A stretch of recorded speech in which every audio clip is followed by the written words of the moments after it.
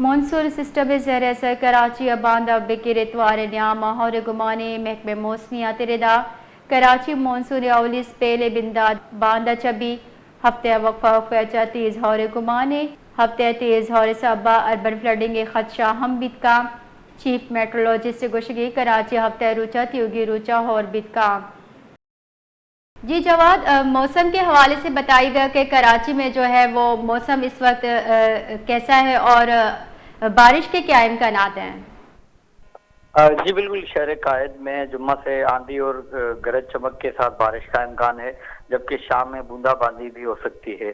महकमा मौसमियात के मुताबिक कराची में आज शाम से मगरबी हवाओं का जो सिस्टम है वो दाखिल होगा। इस सिस्टम के जेर असर शाम में बूंदाबांदी का आज इम्कान है।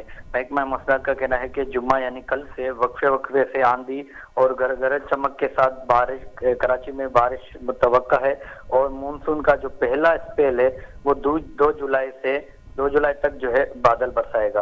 महकमा मौसमियात के मुताबिक आज ज्यादा से ज्यादा जो दर्जा हरारत है वो 37 डिग्री सेंटीग्रेड तक जाने का इम्कान है।